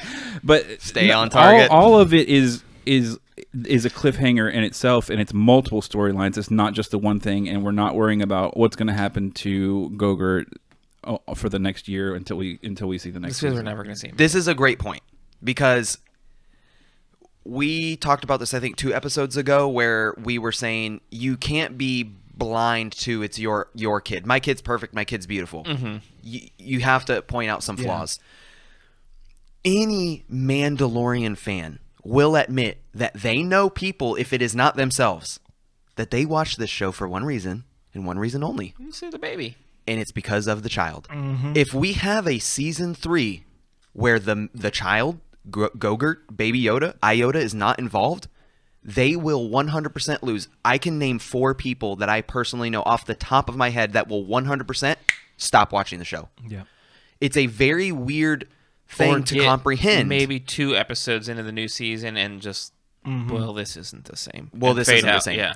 And we talked about this too, is it's not the Mandalorian, it's not Baby Yoda. It's them together. Mm-hmm. And if we don't have this cohesive story where they're together, the quest is now over.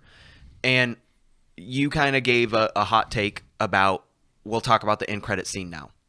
So the end credit scene, we get The Book of Boba Fett. The Book of Boba Fett. I do need a break. Okay. This is killing me.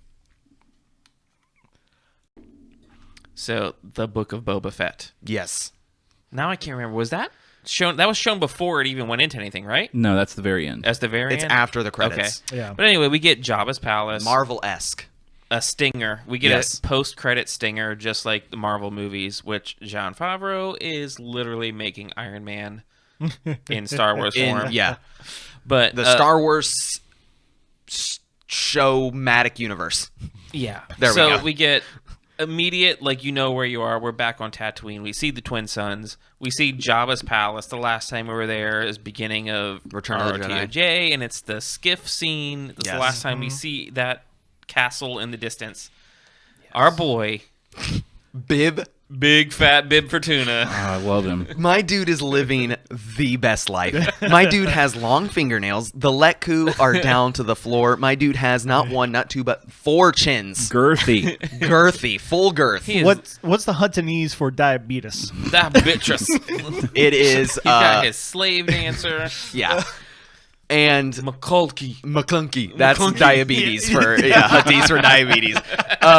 My dude has been eating and drinking everything, and then We Fennec. We get an awesome scene of where you see Luke come down the staircase. Now it's Fennec. Yes. Then she starts shooting, followed by the immediate recognizable shadow profile of our boy Boba back into his old lair. Bib Fortuna.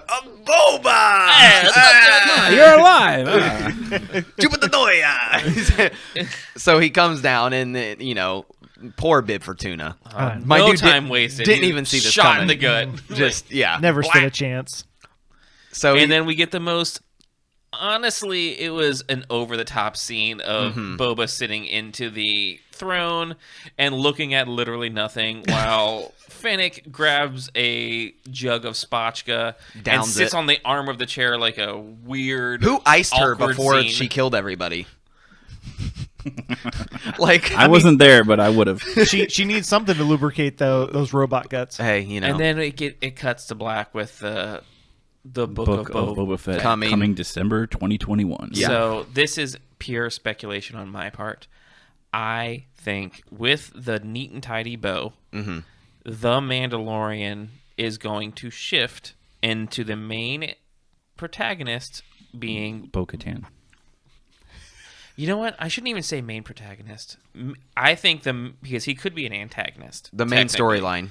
The main storyline is now going to shift into Boba being this ruler of a crime syndicate, underworld type of a place. And I think that Din is going to take more of a backseat. And at this point, Bo-Katan is going to take more of a backseat.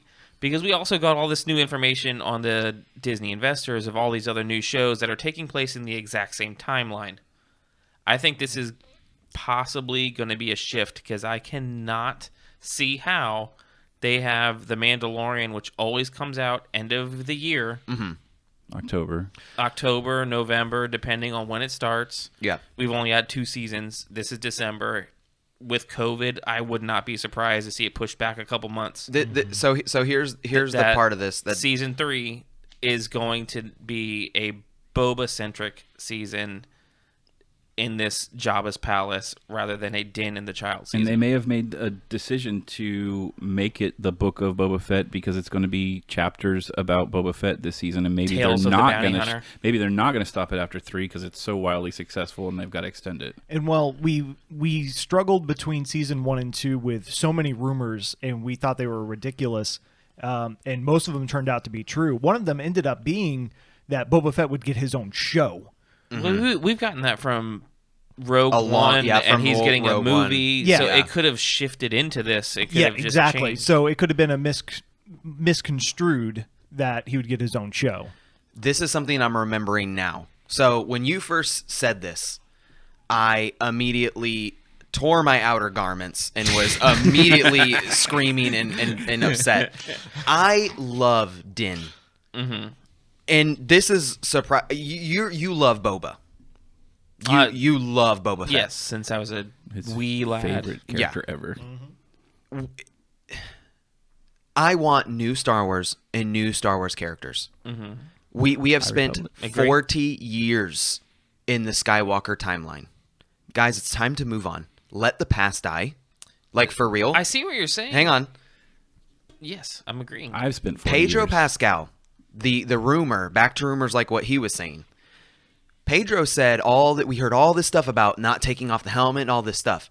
In this interview that Pedro just released that is specifically about Mandalorian Season 3, he said the rumors are absolutely not true in regards to him taking off the helmet. So I'm just now remembering this because we posted it in Discord. Yeah. I posted it on Twitter. Tons of people are now making fun of the lady who basically said that Pedro Pascal, all this stuff about him not taking off his helmet, like it's not true. Pedro comes out in an interview, says none of this is true. I knew from the very start. This is the way. I knew that I wouldn't be taking off the helmet. It's all fake. To be fair, he could also be lying. Like Sasha Banks, who said that she was only going to appear in one episode of Season 2 of The Mandalorian. Yeah. But And anyway. Bill Burr said he wasn't coming back. Yeah. Did he really say that? Yeah. Yeah, Oh. it was totally like... Well, anyway, he said that specifically that's not true for Season 3. So that gives me hope that it is not just Boba. I want a continuation of Mando. And I'm not... Tales of the Bounty Hunter was one of my favorite EU books. Oh, yeah. And this, to me, could be in the same vein where it might not necessarily be a series about Boba Fett, as far as Boba Fett is now being this crime syndicate leader, and it could be more of an underworld story. I don't know. I don't know. It's who knows what's going to happen. All I know is that freaking Luke Skywalker didn't need to be in this episode. Back to Luke He Skywalker. had to be in this episode. Of So- course he had to be. This is my take. I am sincerely happy for people who are over the top, over the moon about Luke. I was happy. I watched it. I was happy as well. Open mouth smiling. I but- was not over the moon. And here's the reason why I was not over the moon. Luke has not 1, not 2, but 6 movies that he's in. Luke also has 2 canon comic book storylines.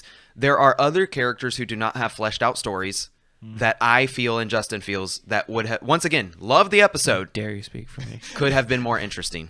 Yes. Ezra, Yeah. Cal I Katarn, am a Or Cal Katarn. heavy Cal Kestis. heavy advocate. Wait, Boba Fett. Yes. No, that if Mace Windu old man Mace Windu with a cyborg arm, robot leg, Yes. like tattered, beaten to crap, would have been the one that showed up, that this would have been a dramatically better episode. Yeah. Because you would have been left with the jaw drop moment. Okay, season 1, the end of it, we get the jaw drop moment. The TIE fighter has crashed. Yep. You start to see something, some moving around, some stirring, and all of a sudden, that's Dark Saber. Cuts through the TIE fighter. Cuts through, and Gideon comes out, and he's like clutching the Dark Saber in this ominous stance on top of TIE fighter wreckage.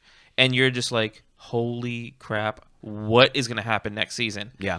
There is no moment like that. Nope. This season ended with 0 moments where you're like, oh my God, what is going to happen? It feels like a series finale and not a season finale. Now, if that was Mace Windu Go ahead.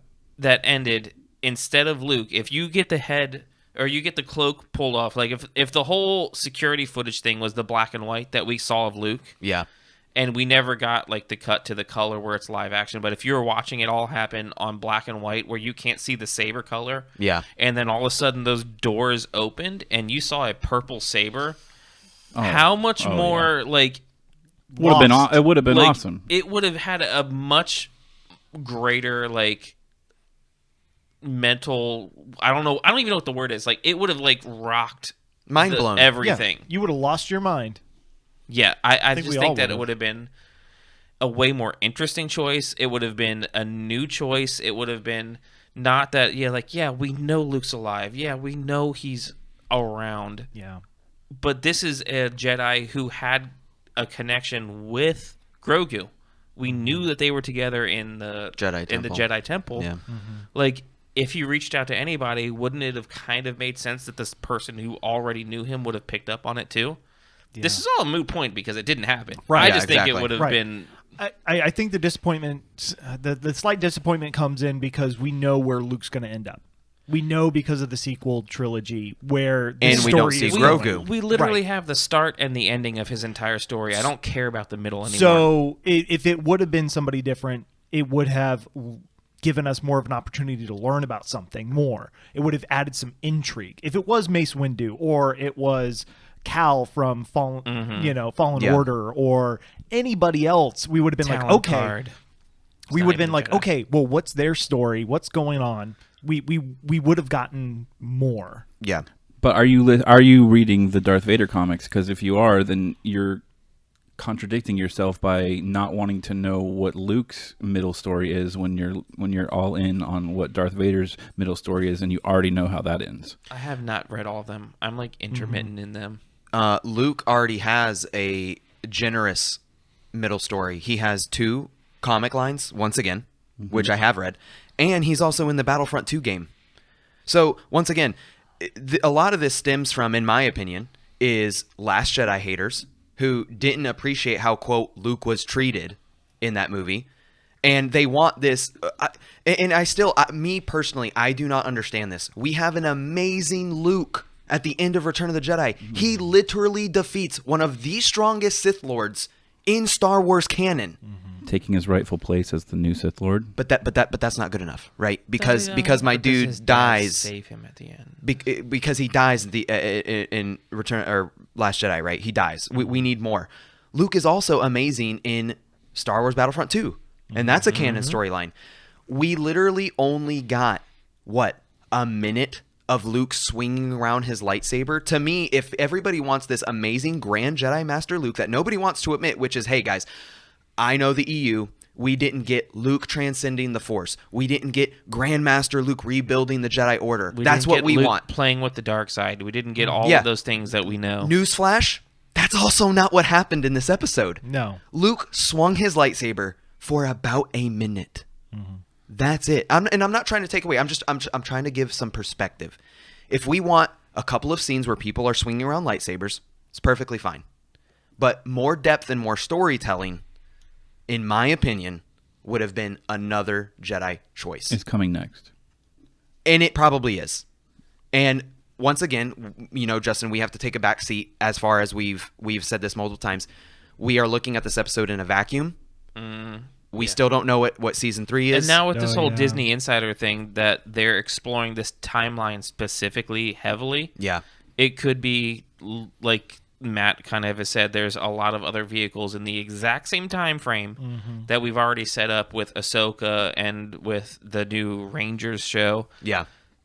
There could be, what we're asking for could take place in any of them. I think that we're just, I don't know, we're desperate Because for this is all we have right now. Yeah, it's and a we're- sudden reaction. For 2 more weeks. we're desperate for new stuff, and to end this season with just more of the old stuff and nothing left where I'm chomping at the bit for the next episode. Champing. Chomping. Champing. at the Chomping bit. like you want to chew it. No, it's champing at the bit. I disagree, If sir. you're not old enough, it's champing at the bit. Say it, no it Oh my sense. gosh! Please continue with your thought. don't just ignore him for a second. Anyway, there's nothing that leaves me. There's nothing that left me at the end of this with new information that I had to know what happened. Yeah. And I think that is really. I described it like when we got done watching it for the first time this morning. I felt confused. Yes. Like that was the word that I like could only figure out how to describe. It's like I felt confused. Like there was no cohesive like glue holding anything together of how it ended, why it ended, anything. And I'm chomping at the bit. It is champing at the bit. What the heck? Continue. Dang it. Noobs. So stupid. You're showing your young. age, You're Matt. so You know what? young. I take everything back. I don't know what I'm talking about. The confused thing too, and once again, seeing Luke tear through a bunch of droids. It's champing for real? It is apparently. The champing comedian. Seeing Luke tear through a bunch of droids was cool and all, but I don't know about you guys, but I watched The Phantom Menace, I can't believe it's champing. The Clone Wars, and I watched Revenge of the Sith, where a bunch of Jedis literally tore up battle droids with lightsabers. Like, and this is Yes. something Well- that I tried to explain to you for my point of view. I'm like, once again, we want Grandmaster Luke. We didn't get a great establishment canonly of how strong Dark Troopers are. And so my dude's just like, oh, whatever. And they're all dead. Well, the problem is that we don't have the high population of Force users and Sith versus Jedi like we did a millennia before A New Hope, so they've got to fight something. No, but true. But still, who did they fight majority in? Yeah. Because The prequels. because there's none left. Freaking It's- droids. It's a rule of 2. There's I none think left to fight like that. Going along though with what you're saying, if they would have set the tone by having a sacrifice to the Dark Troopers with a character that we loved, Yeah. it would have Right. added more weight. Luke could have gotten the revenge that Luke didn't know somebody needed. If we would have lost Kara, or if we would have lost, I don't know, Fennec, or what's Asuka. Sasha Banks' character? Asuka. If we would have lost, honestly, it should have been Kara.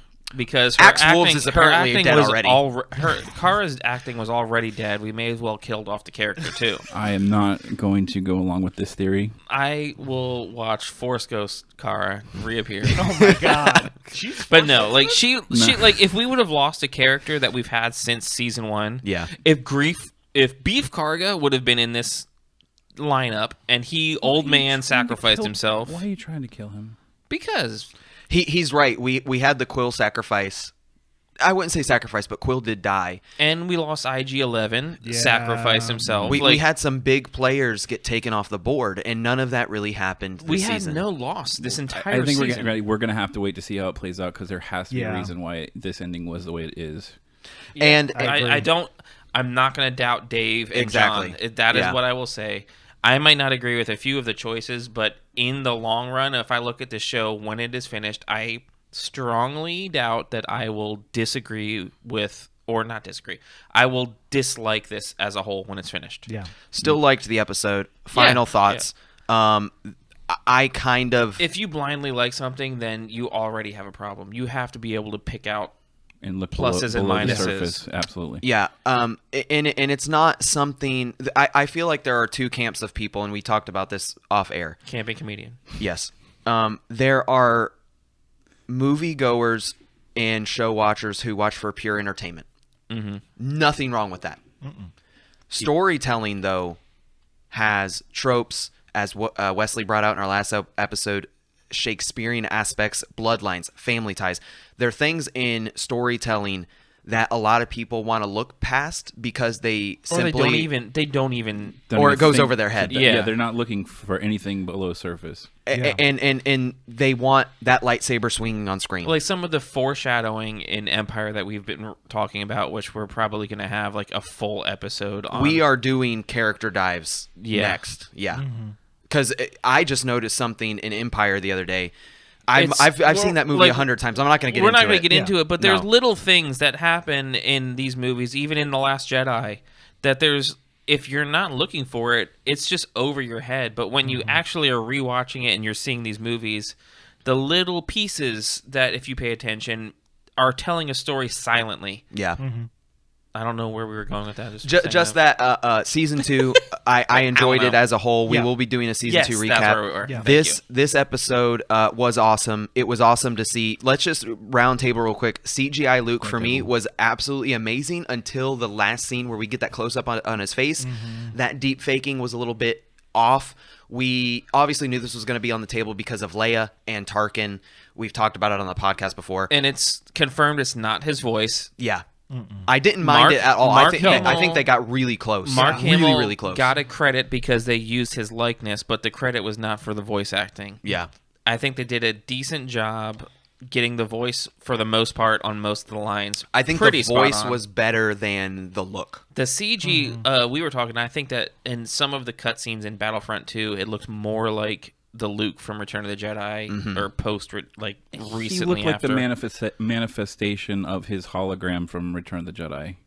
The manifestation. Oh, you're talking about in Jabba's palace. And the wideness of his face. Yeah, his face was a little wider. Yeah. It's to be expected. Number one, he was a little older, and number two, this was a body double that they put the face on top. Droids.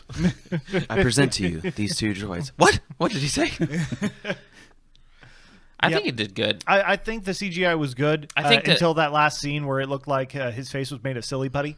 Yeah, and then it was just like it's always the mouth that gives it away. It's when there's movement, it looks close up movement. Looks wrong. You notice his mouth doesn't open very wide in certain spots where you feel like there's a projection of volume. So it looks a little bit off, but otherwise he looked great and the voice sounded spot on. Real quick, I think that. This is also, we're comparing a TV show to movies, which is to be noted that we're also kind of glossing over. It's huge time gap as well. It's still all Lucasfilm, so yeah, they've already got the equipment, they've already got all of the computers, everything's all set, so they're using the same stuff that they used to produce the movies at this point, the same technology. Not for the same level. One thing that I wish definitely would have happened is Luke walks in, takes off his hood. Are you a Jedi? Yes, I am. I'm Luke Skywalker. The not saying a name, and we talked about this before we started recording too. Dude, Luke says his name all the time in the original trilogy. Like, it's me. I'm Luke Skywalker. I'm Luke Skywalker. I'm here to rescue you. Yeah, exactly. I'm Luke Skywalker, Jedi Knight. You know, even when he's talking to Jabba, like he says his name all the time. It wasn't necessary. I just would have liked to have heard it would have. I think it would have helped harkened me back to like the. But would have that been too much fan service? No, because the whole thing was fan service. Yeah, no, that's not a bad thing. Sarcasm. Yeah, gotcha. Pick up on it. Now we'll probably get into this later. Of course, like I said, we are going to have a call-in episode where giving everybody time. Time. We knew that this was going to run long. Our opinions that we are saying right now, we may completely backtrack on. Who knows? Probably not. No, I'm just kidding. No, completely. And also coming to terms with this was the last episode of the season. The last episode of Din Djarin and Grogu, because they're not going to be in the show anymore. Yeah, apparently not. We have to wait a year, but we've got some amazing stuff on the horizon, guys. We do have some Star Wars character dive studies coming up. We also have some more pop culture stuff. We'll be doing a Three Amigos episode. Which is just an amazing classic comedy. If you have not seen it, check it out. I assure you it is worth your time. It's stupid comedy. It's absolutely great. Tons of one-liners. Some of the other stuff that we have coming up, once again, we have some character dives coming up. We are going to be doing a revisiting of our retro games episode. Now that we'll be backtracking from a lot of new Star Wars stuff coming that's to you out. live from the forest moon of Endor, Ocala National Forest. And we will be having, now we have to set a date for this. We will be covering High Republic stuff. but we know that it's kind of limited because some people won't be listening or reading the books. Oh yeah. But we have Who to are these cover people?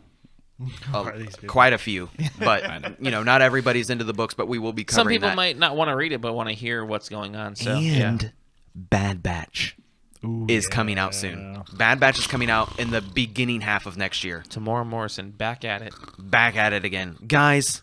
I was your boy. It's KonKon. Thank you so much for joining us. And I was your boy. Yep, Justin. You got it.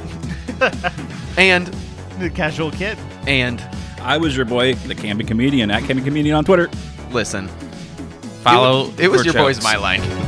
Guys, thank you so much for joining us on the season finale of Mandalorian Season 2. Once again, we will be doing a Mandalorian Season 2 recap episode, and we will be coming back with more Mandalorian Season 2 information following with our Fulcrum and Cantina post listening episode. Thank you very much, guys.